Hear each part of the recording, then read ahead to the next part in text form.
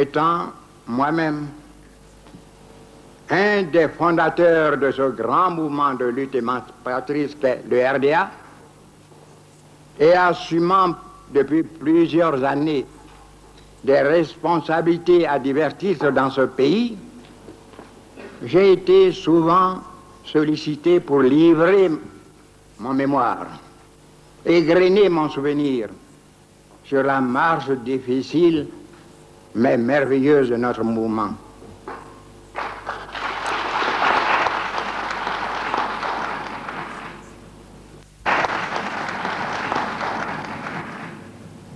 Avec humour, alors que l'humour n'est pas français. Je vous ai toujours répondu en souriant. Il y a deux grands personnages au monde qui n'ont jamais écrit, qui ne diraient même pas un mot, mais une seule lettre, mais qui sont cependant les plus lus dans le monde, Mahomet et Jésus-Christ. Et vous m'avez dit qu'ils ont fait écrire par leurs disciples. Mais vous êtes aujourd'hui ici rassemblés, jeunes vieux, disciples de mon action.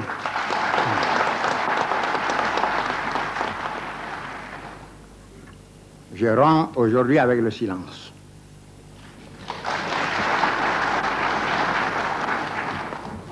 Je vais vous apporter ma modeste contribution dans l'effort admirable que chercheurs et historiens ivoiriens accomplissent pour faire connaître l'histoire authentique du RDA, évitant ainsi les histoires.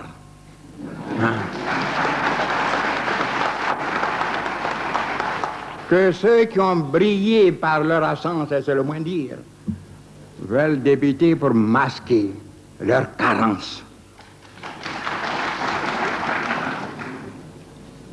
Je ne vais pas passionner le débat.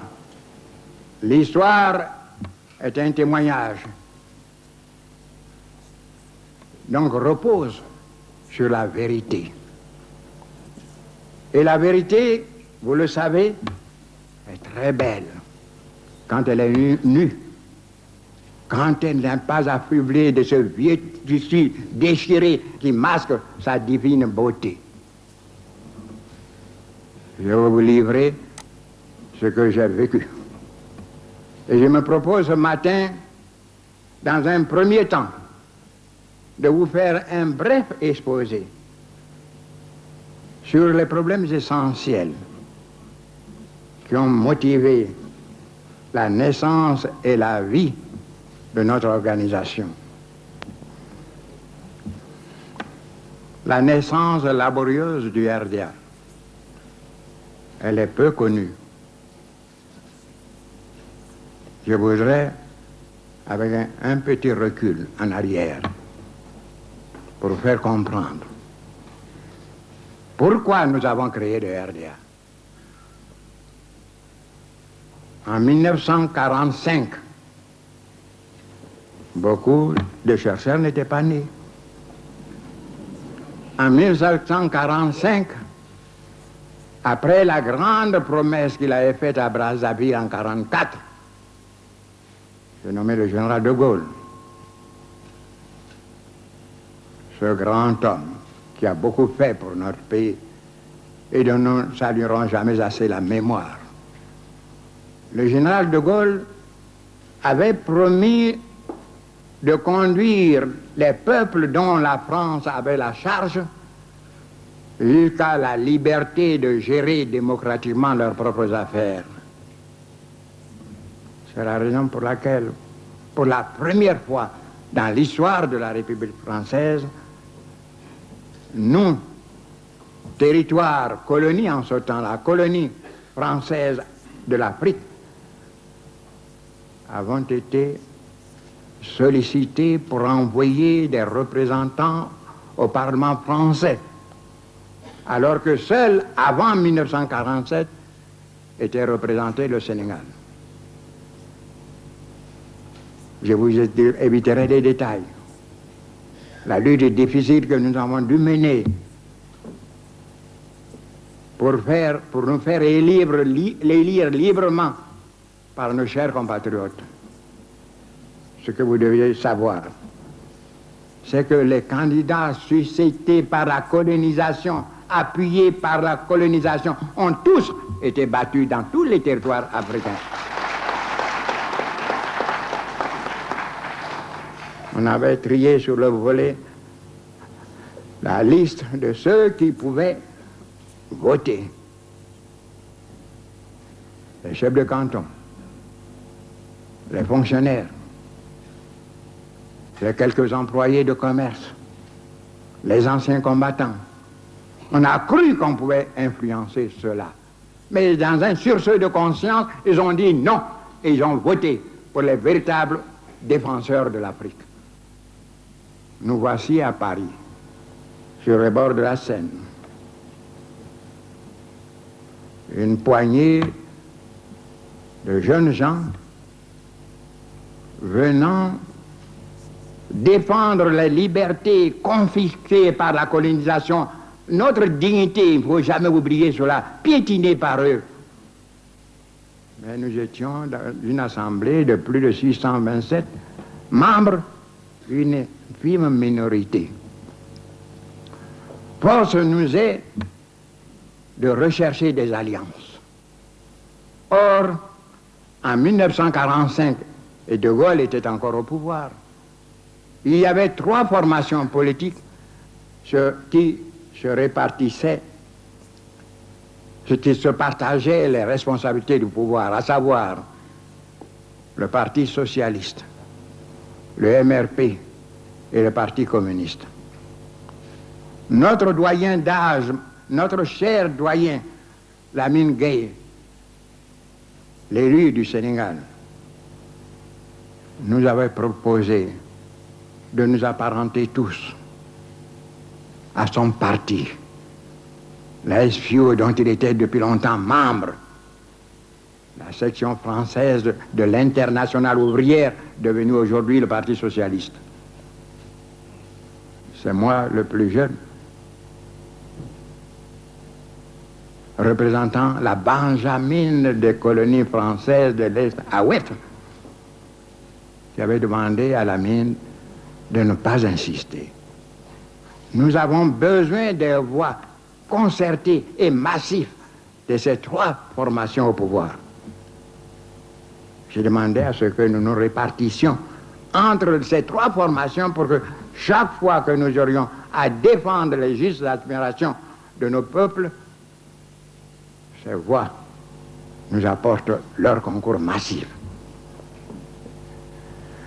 Mes amis ont accepté, mais tous immédiatement se sont empressés. Qui de s'inscrire au Parti socialiste, qui au MRP. Il me restait moi seul. Saisissez ce point de notre histoire.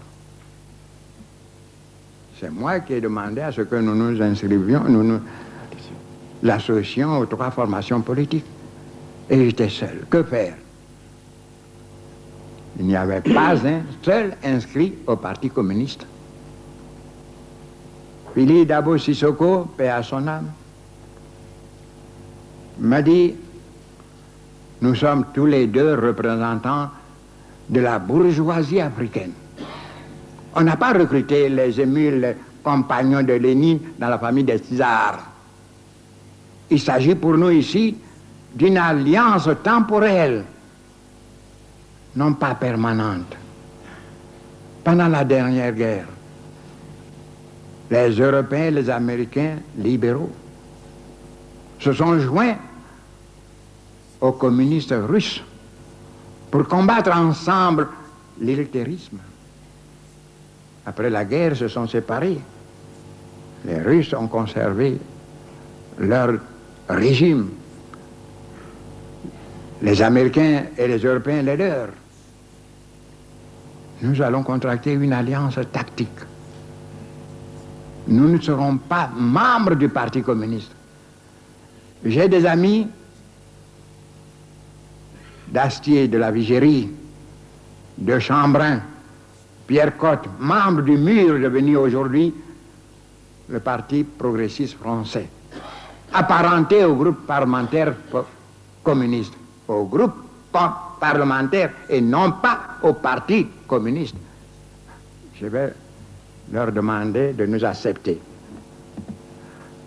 comme apparentés à leur groupe. Donc nous n'étions pas directement apparentés au groupe communiste, encore moins au parti communiste, mais uniquement au parti progressiste de Dastier de la Vigérie. C'est eux qui nous ont apporté à l'apparentement du groupe parlementaire communiste. Mais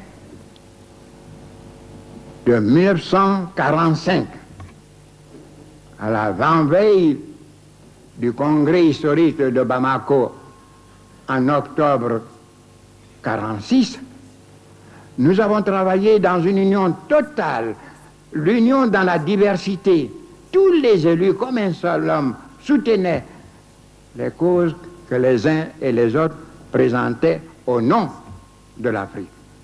C'est ainsi que quand j'ai présenté la loi abolissant le travail forcé et qu'on a voulu retarder ce vote en me proposant des décrets vite irrévocables, mes amis comme un seul homme m'ont soutenu dans mon entêtement de faire voter une loi et non pas un décret.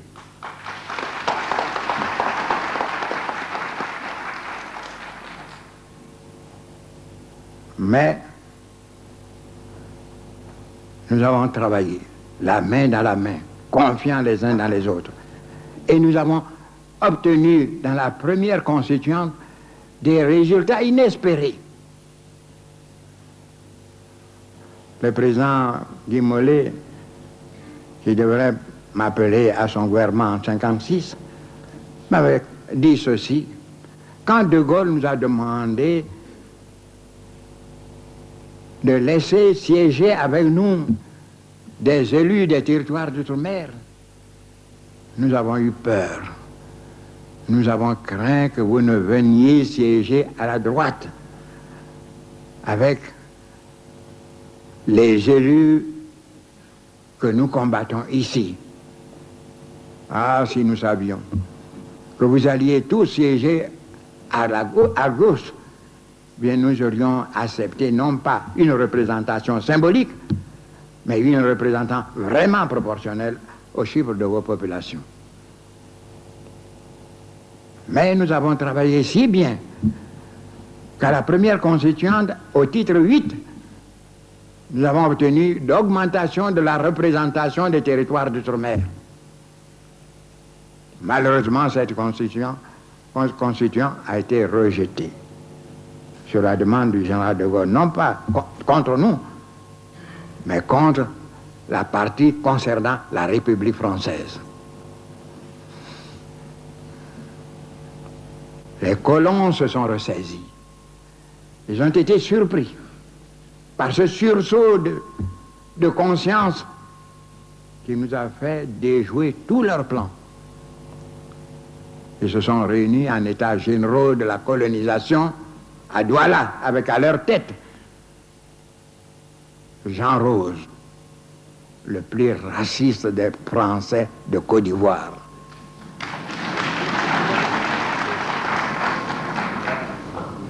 Et ils ont envoyé une délégation à la suite de leur délibération pour attirer l'attention des parlementaires français. Ils ne doivent pas se laisser abuser par une minorité d'élus africains, des bourgeois qui veulent remplacer les Européens, les Français, dans l'exploitation et la surexploitation de leurs propres frères. Leurs arguments ont porté.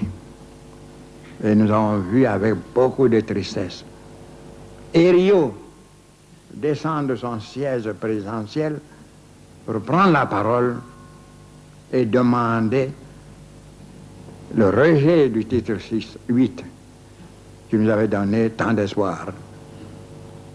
Et il a conclu son discours par ce mot que nous n'oublierons jamais. La France ne veut pas devenir la colonie de ses colonies. Ceci a été salué par un tonnerre d'applaudissements et le 8 a été rejeté. Alors nous nous sommes réunis pour tirer la leçon de ce débat. Et nous sommes dit, avec une apparente raison, ils ont dénoncé à ce que nous étions élus seulement par une minorité d'Africains. Or, ce n'est pas nous qui avions établi le collège électoral. Ce sont les colons qui, voulant avoir un nombre restreint, facile à influencer, ont trié sur le volet la liste des électeurs au niveau de nos territoires d'outre-mer. Nous avons donc demandé à ce que nous soyons appuyés par un grand mouvement africain, un grand mouvement populaire qui pourrait soutenir notre action au Parlement français. Prolonger l'action que nous-mêmes nous venons de mener dans la diversité, puisque aussi bien nous étions les uns avec les communistes, Philippe Bosiko et moi, les autres avec la SFIO, d'autres avec le MRP, d'autres avec le Parti radical socialiste. Donc nous aurons un mouvement populaire en Afrique, indépendant de toute formation politique métropolitaine. Soulignons cela. Et dont les élus seront autorisés pour plus d'efficacité de leur action à s'inscrire dans telle ou telle formation politique française. Voilà les raisons qui ont motivé la création du RDA, le Rassemblement démocratique africain. Nous étions tous unanimes à inviter toutes les populations de l'ancienne Afrique équatoriale, Afrique occidentale, à se retrouver sur la demande expresse de Philippe Dabo Sissoko à Bamako, sur le bord du Niger. Mais nous avons compté sans les impénitents de la division, les éternels diviseurs. Alors que se sont accourus qui à pied, à cheval, à bicyclette, qui par voie de quelques rares avions ou des bateaux à Bamako au jour choisi, avant-veille de notre départ de Paris, on venait m'apprendre. Je ne donnerai pas de nom, vous comprendrez. Ayons pitié pour ceux qui ont trahi. On est venu me dire que tous les signataires du manifeste refusent de rejoindre Bamako sur la pression de la rue Oudinot. Je vous épargne les moyens de pression.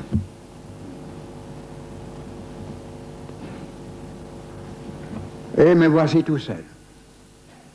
On m'a considéré comme un homme têtu. On ne m'a pas mis au courant de l'arrangement intervenu entre eux et la rue Oudinot. Toujours est-il que je me suis trouvé seul à prendre l'avion pour Bamako. Au moment où j'allais entrer dans l'avion, mon ami et frère, Apiti, ici présent aujourd'hui, est venu.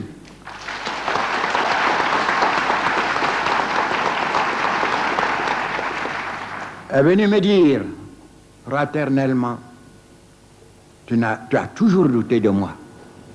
Mais aujourd'hui où tout le monde t'abandonne, je viens avec toi à Bamako.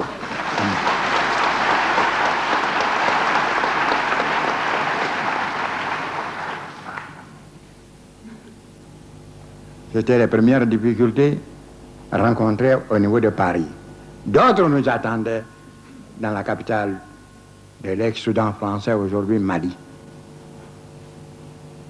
Que ne fut notre étonnement qu'en faisant la sieste chez mon ami Louis Sangaré, mon ancien collègue de l'école de médecine de Dakar, les vétérinaires, Barbé, Darboussier, Lagui Sidibé, vinrent me trouver en me disant tout est perdu.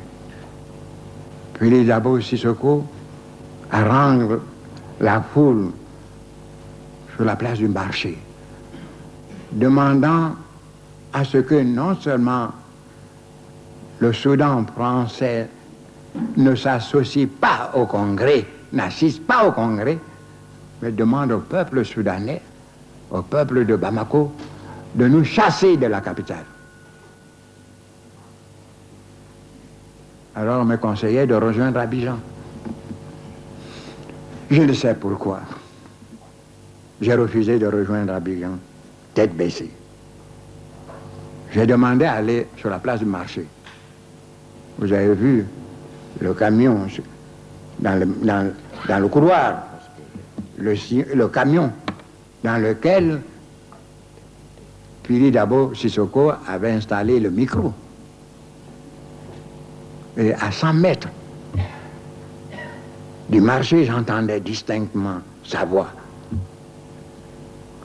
Oufoué m'a rendu d'immenses services, mais ce n'est pas une raison suffisante pour adopter et vous faire adopter sa détestable politique. Je tombais des nues. Nous étions tous les deux apparentés. Et c'est lui-même qui m'a amené à l'apparentement par l'intermédiaire de son ami d'acier de la Vigérie. J'ai pu, on me connaissait de nom au Mali, d'aujourd'hui, mais peu me connaissaient de vue. Comme je suis petit, j'ai faufilé jusqu'au camion, j'ai sauté dans la carrosserie.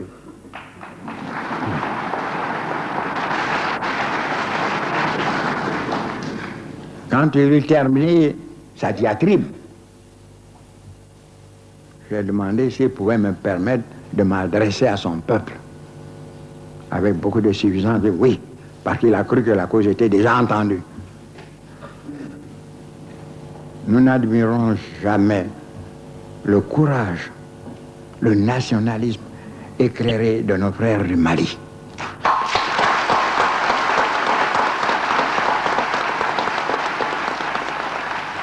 Si en 1946, un étranger était venu à Abidjan pour me porter la contradiction au cours d'un meeting, jamais les Ivoiriens ne lui eussent permis d'avancer une seule phrase. Mais les Maliens m'ont entendu. Et durant ma longue carrière politique, jamais je n'ai été aussi acclamé, applaudi que ce jour-là, sur la place du marché. Qu'est-ce que je puis leur dire? C'était la véritable improvisation, mais elle a porté. Tour à tour, les cadres du Mali, appartenant au parti de Pili Dabo Sissoko, se sont succédés pour inviter Pili à reconsidérer sa position. Il n'admettrait pas cette trahison. Ils choisiront, s'ils persistent, Oufoué comme le seul défenseur, le seul député du Soudan et de la Côte d'Ivoire.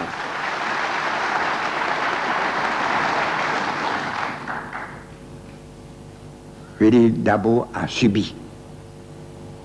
Et il a accepté de siéger avec nous le lendemain. Je l'ai proposé comme président de séance.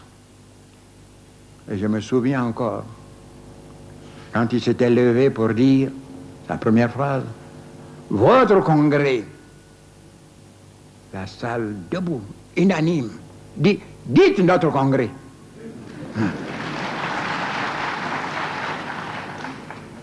Il l'a répété 2 fois, mais la 3e fois n'a pu tenir et il a dit « Notre congrès ».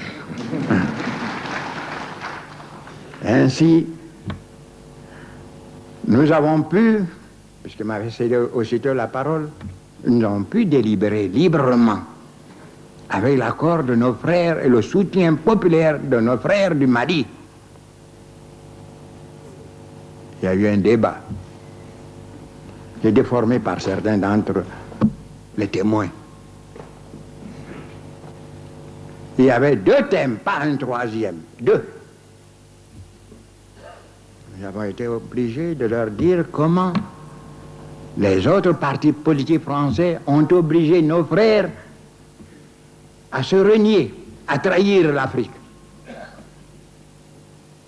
Les jeunes qui parlent beaucoup avec leur cœur ont demandé dans ce cas-là que le mouvement soit placé sous la protection avec l'affiliation directe avec le Parti communiste. C'était une erreur. J'ai défendu la thèse contraire. Parce qu'il fallait laisser une porte ouverte à nos frères. Ils pourraient se ressaisir. Si nous avions été tous là, la question ne se serait même pas posée. C'était continuer l'action que nous avons menée dans l'union dans la diversité, pour plus d'efficacité à notre action. J'étais presque en minorité. J'ai insisté. Je ne sais pas si j'ai pu convaincre mes frères. Mais par considération pour moi, je suis venu pratiquement seul avec Apiti tenir ce congrès, ils ont accepté que nous placions notre mouvement, ce n'est pas un parti, un mouvement politique, en dehors de toute affiliation avec les partis politiques français, pour que les élus de cette formation, librement, comme je l'ai dit au début, choisissent pour plus d'efficacité de notre action commune telle ou telle formation politique française. Nous avons laissé la porte ouverte. Elle est toujours ouverte. Ils ne sont pas venus. Et c'est la longue traversée du désert pour le RDA.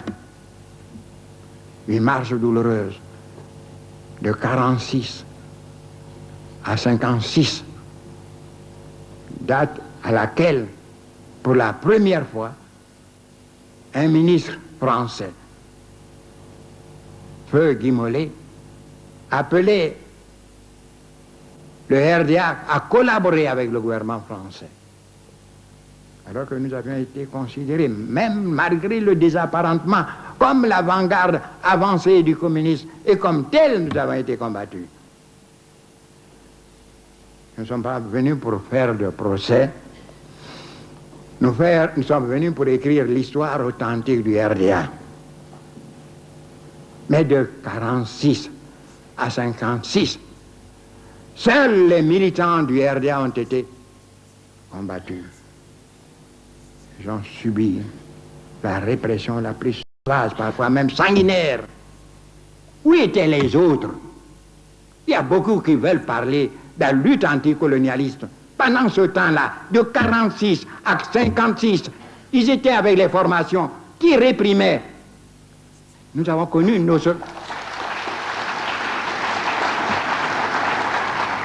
Certains étaient membres du gouvernement. Nous avons connu nos soviétos. Non pas par le nombre de victimes, mais par la façon dont on a tué les uns et les autres. Nous avons connu le soviéto. À Dimbokro, à Boisflé, à Séguéla. On a fusillé froidement des manifestants sans armes, comme à Soviéto. Personne ne nous a aidés à défendre la mémoire de ceux-là. Certains même, à l'Assemblée, ont pris la parole pour nous faire passer, nous, assassinés, comme les assassins. Oubliez tout cela.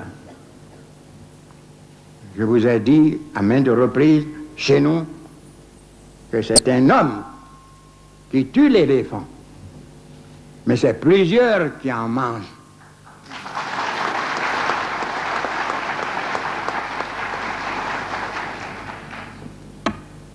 Vous savez qu'il est très dangereux de faire la chasse d'éléphants. L'éléphant, trop souvent, a eu raison de ses chasseurs. Donc le chasseur risque sa vie. Mais si, malgré cela, il arrive à abattre l'éléphant, et que ses frères, unis, dépêchent ce pachyderme, pour que chacun d'entre eux en ait un morceau, il ne considérait pas les risques qu'il a encourus pour abattre l'animal. Mais ce qui lui fera souffrir, et vous comprendrez, c'est que les frères villageois, dans la mésentente, dans la désunion, laissent le soleil taper sur ce pachyderme, la pluie percer sur ce pachyderme, jusqu'à le voir pourrir sans que cela puisse servir à qui que ce soit dans le village. Alors là, il regrette d'avoir risqué inutilement sa vie. Ce n'est pas notre cas, nous. Nous sommes fiers de ce que nous avons pu faire ensemble. Je vous ai parlé de cette traversée de désert. Que de larmes, que de sang, que d'humiliation. Mais vous avez tenu. Et grâce à votre ténacité, nous avons pu arriver jusqu'en 1956 dans la collaboration avec le gouvernement français pour établir la réalité. D'autres avant nous étaient au Parlement français. Ils représentaient quoi? Le parti, le pays légal, à la suite de fraudes électorales. Nous étions écartés, nous qui représentions le pays réel, écartés aussi par les fraudes électorales. Mais nous avons tenu. Et Dieu est venu à notre secours. En 1956, nous emportions presque tous les sièges. Ils sont là, les témoins de cette traversée du désert. Ceux qu'on a écartés de l'Assemblée nationale française à la suite d'une élection dont les fraudes ont été autorisées par la rue Oudinot. Il a donné seulement 3 sièges. Un siège au Mali, feu Mamadou Konaté. Un siège à Brazzaville, feu Chikaya. Un siège à la Côte d'Ivoire, votre humble serviteur. Tous nos braves coalitions ont été écartées. Ils étaient là. Ils nous représentaient au Tchad. Il a été remplacé par un chef analphabète. Monsieur le chef de canton, sous 4. On pourrait même dire 4 sous.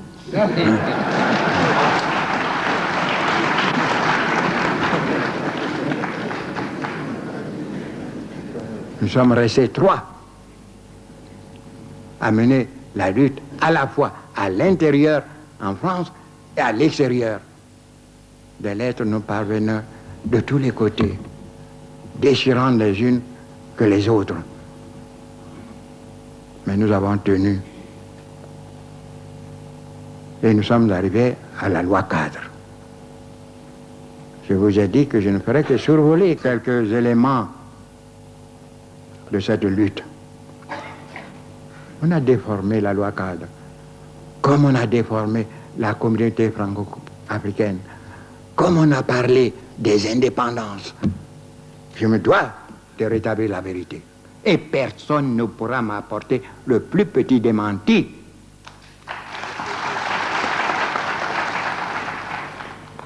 L'histoire est un témoignage. J'ai les hommes, je les faits écrits. Les autres parlent. Ils ne peuvent rien apporter de précis, rien. Parce qu'ils n'étaient pas témoins de cette lutte-là, dans cette lutte. Je vous ai dit qu'en 1944, le général de Gaulle avait promis au nom de la France de nous conduire jusqu'à la liberté de gérer démocratiquement nos propres affaires. C'était là l'essence même de l'indépendance des pays africains francophones. Nous avons perdu 10 ans dans la division. On ne se battait plus contre le colonialisme, on se battait contre le RDA partout pour nous obliger à nous battre sur 2 fronts à la fois. Nous avons résisté. Guy Mollet, qui a compris la leçon de son prédécesseur, Daniel Meyer, qui disait qu'on ne traite jamais avec des amis, mais avec des ennemis. Si c'est nous les ennemis de la France, d'ailleurs, c'est ainsi qu'on nous étiquetait. On doit traiter avec nous, mais pas avec ceux dont ils ont assuré la représentation en France par suite de fraudes électorales. Guy Mollet a compris. Il a envoyé au lendemain de notre victoire ce Cazel présent dans cette salle pour me demander d'oublier le passé et de participer avec notre grand parti au gouvernement de la République française.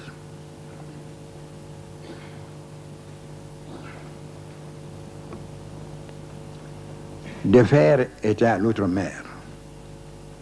Moi, j'étais à la présidence du Conseil, chargé des problèmes des étudiants. Mokhtar Mbow vous la rappellera toujours, et à d'autres témoins. Mais chargé aussi de travailler avec Defer. Defer connaissait ses amis. Il doit vaincre leur résistance. Je connais mes frères africains qui ont trop souffert et qui étaient pressés d'en finir. Ils voulaient qu'on allât plus vite. Mais il faut avoir les voix nécessaires pour faire voter le texte. Les socialistes et les communistes étaient d'accord pour nous soutenir. Les autres formations étaient quelque peu réticentes. Et je prends un exemple pour illustrer ma pensée. Le texte a failli capoter au sujet d'un passage. Lequel? Vous savez qu'autour du président représenté par le responsable du gouvernement français, le Conseil de ministres pouvait être mis en minorité par l'Assemblée territoriale. Donc, une crise pouvait survenir. Et les autres formations politiques françaises, en dehors du Parti socialiste et du Parti communiste, ont exigé qu'avant que cela ne puisse déboucher sur un changement de gouvernement, par la communication préalable des délibérations au gouvernement français. C'était dans une certaine mesure pour limiter les crises, le nombre de crises dont souffrait la France elle-même. Mes amis se sont opposés en disant que c'était limiter leurs droits souverains. Le MEP a refusé de voter le texte si on n'acceptait pas cet article. Je faisais le va-et-vient entre Defer, qui essayait de convaincre ses frères européens, français, et moi pour convaincre les miens, surtout Feu Sékou Touré et Feu Ouezin Coulibaly, nos jeunes Turcs et braves.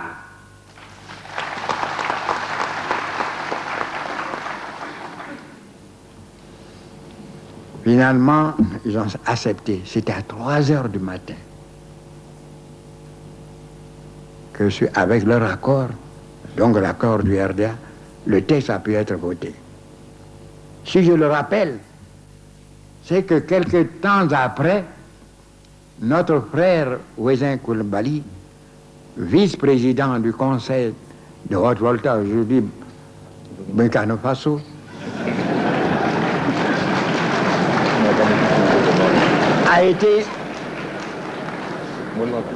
a été mis en minorité par le groupe de Nazi Boni. Et tout de suite, sans avoir communiqué le résultat du vote au gouvernement français, ils ont désigné Nazi comme vice-président du Conseil. C'était une erreur.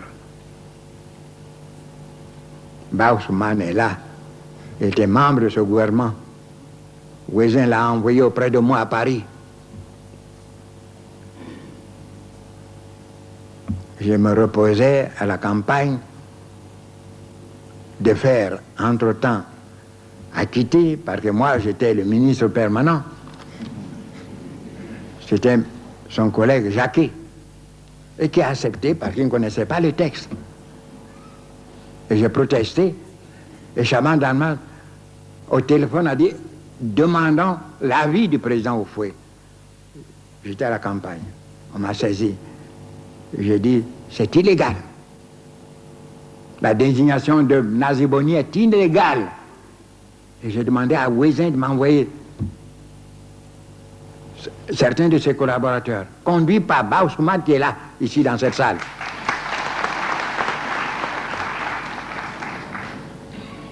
J'ai dit, jusqu'au prochain conseil, nous avons le temps de changer la face des choses.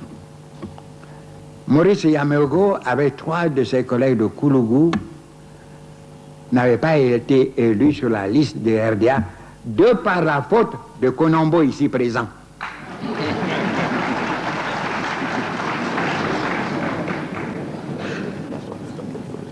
Il a minimisé sur le rôle, la capacité de Maurice Yameogo, et malgré ma présence à Bobo pour les aider à constituer une liste valable, ils ont écarté Maurice Yameogo en disant qu'il serait battu. Et c'est lui qui les a battus dans la région de Koudougou, nous enlevant 4 voix, 4 sièges. Alors j'ai fait appeler Dette, un Européen. Et je lui ai demandé d'aller voir Maurice Yameogo pour qu'il repense sa position, pour qu'il rejoigne le RDA. C'était une erreur que Konombo nous a fait commettre. Mais il ne peut pas laisser Nazi Boni au pouvoir. J'ai réussi. Et quand on m'a téléphoné au lieu où je me trouvais, mission accomplie, j'ai rejoint Paris. Et le lendemain, c'était le Conseil des ministres. Et j'ai prouvé que la désignation de Nazi Boni était illégale et qu'il fallait recommencer le vote.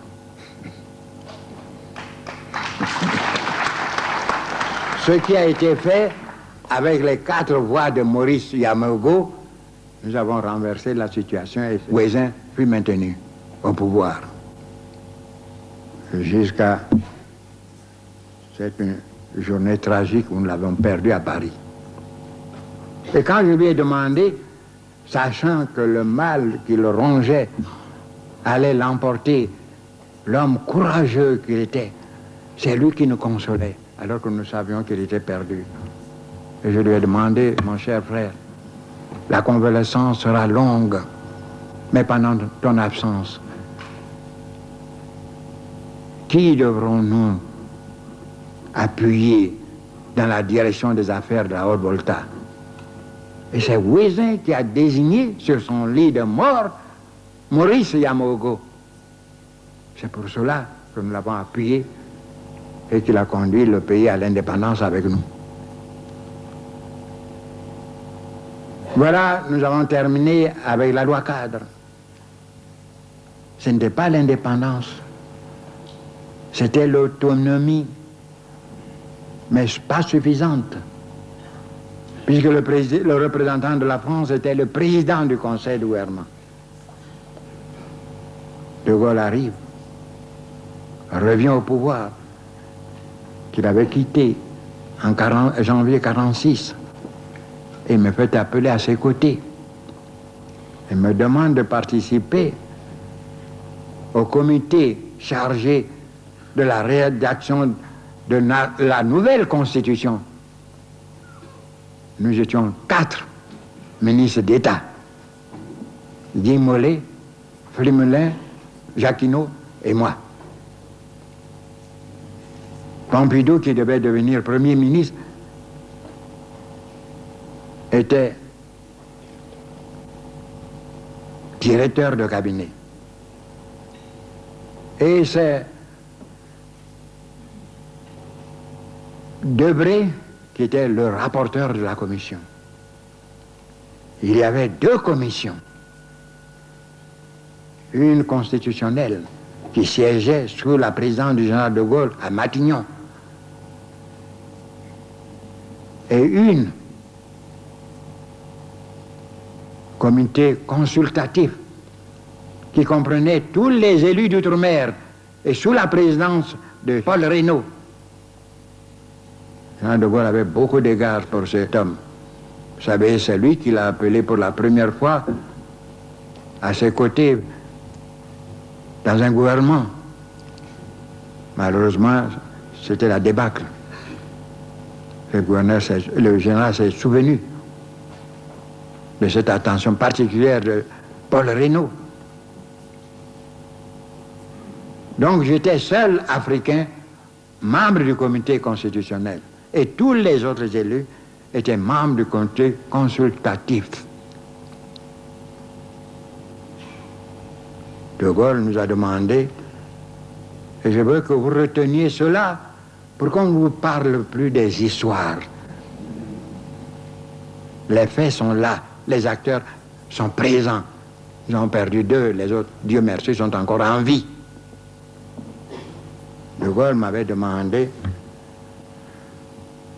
de dire à mes frères d'outre-mer, notamment les Africains, ce qu'ils voulaient voir inséré dans la nouvelle Constitution. Mes amis sont opposés à ce que nous appelions les autres. Je ne vais pas les désigner. Les autres, disons cela. C'est suffisant. J'ai insisté. Et nous tous, nous étions réunis à Salle Colbert. C'était la plus grande salle en ce temps-là, au Parlement français. Tous les élus d'outre-mer étaient présents. Nous avons même invité certains étudiants avec nous. La discussion a duré plus de 4 heures. Mais le débat était libre.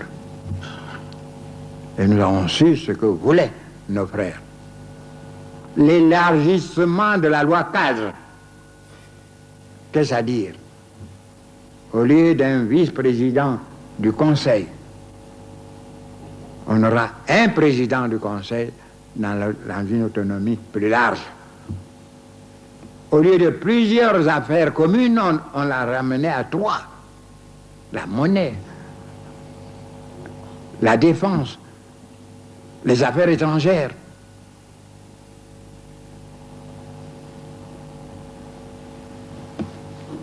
Et nous avons désigné, après débat, 3 de nos militants, 2 RDA et 1 non-RDA, pour tirer la leçon du débat et préparer un mémorandum. J'ai désigné Sékou Touré, ceux qui l'ont dévancé au Parlement, puisque Sékou n'y était venu qu'en 1956, n'étaient pas contents. Mais j'avais toujours fait un faible pour ce garçon. Même dans la dure période de nos différends, j'ai considéré cela comme une sorte de délit mineur. Ce coup m'avait été recommandé par sa grande-tante, fille de Samori, et j'avais donné ma parole. C'était un dépit amoureux entre Sékou et moi. ce qui était intervenu à la suite de son choix en 1958. Mais les dépits amoureux peuvent conduire parfois au suicide. Or, je ne voulais pas mourir.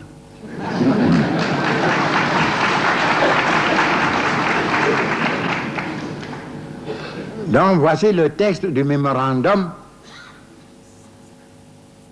rédigé par 3 de nos collègues. Lisette, ici présent.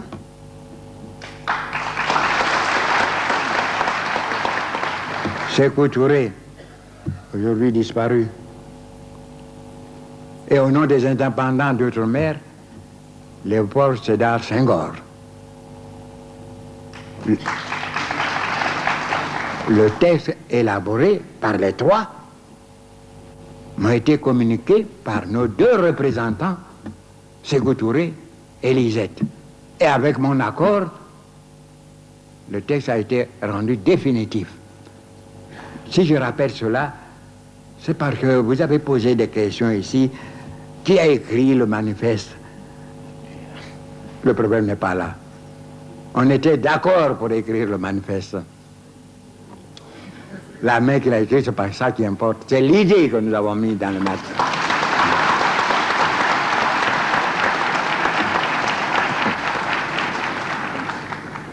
Donc 3 de ce mémorandum, les mêmes, ont été remis.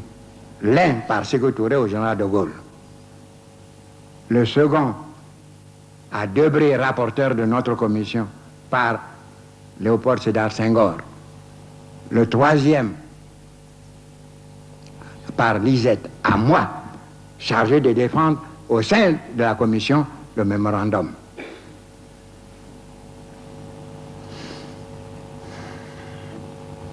Vous savez, je n'ai pas l'audace de certains. Et je les excuse. Ils ont l'audace parce qu'ils ne savent pas. J'ai la prudence de celui qui sait un peu.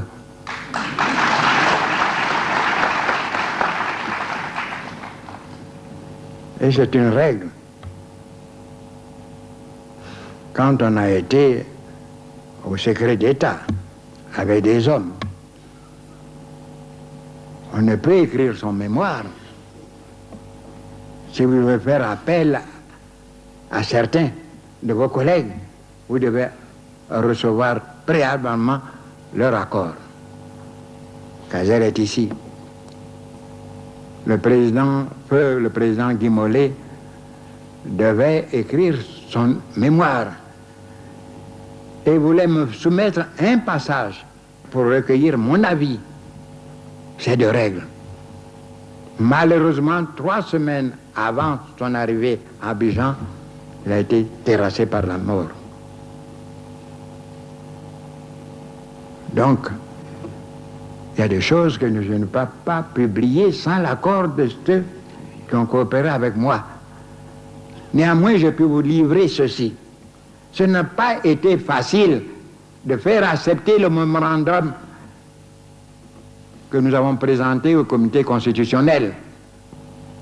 Partout, c'était le souffle de la liberté, c'était le souffle de l'indépendance. Ce que nous avons demandé, c'était un minimum. Et ce minimum devrait être accepté. Après discussion, le général de Gaulle avait suspendu la séance. Celui contre lequel je m'étais élevé s'est approché de moi. Je faisais le va-et-vient tout seul. J'étais seul, noir parmi eux. Il s'est approché de moi et dit: vous m'avez convaincu, vous avez été émouvant. Je dis: j'aurais préféré vous avoir convaincu.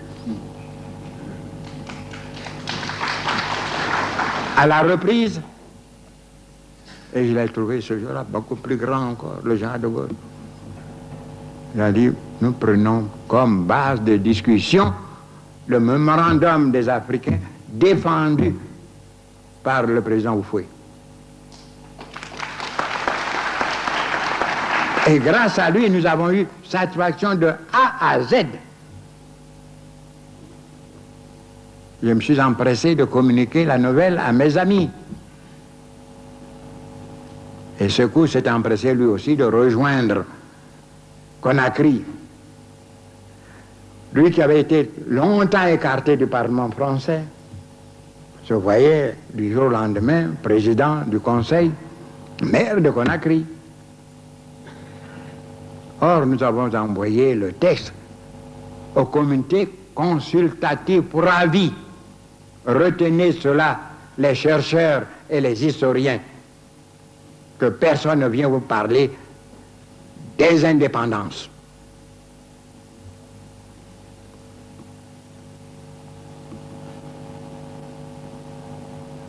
Le texte nous a été renvoyé après une série d'amendements. Le général de Gaulle a rejeté tous les amendements concernant la partie de la République française. Par contre, il a retenu un des amendements présentés par le comité consultatif. La révision quinquennale des accords de communauté. J'ai demandé le rejet de cet amendement. Je déclarais que c'était constitutionnaliser la méfiance entre la France et nous. Ils vont attendre 5 ans, ce que nous deviendrons, que sera notre comportement avant d'aller plus loin, alors qu'ailleurs, partout, le vent soufflait pour l'indépendance.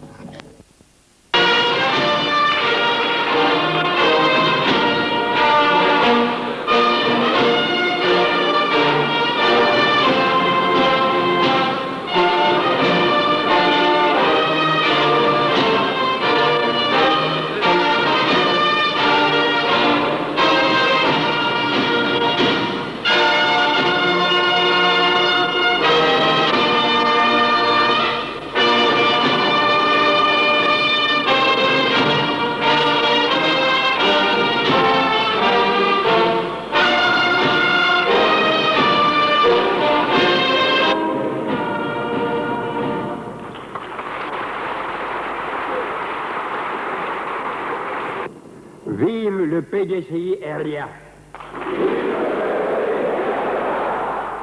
Pour que vive, forte, prospère, fraternelle, notre Côte d'Ivoire bien-aimée.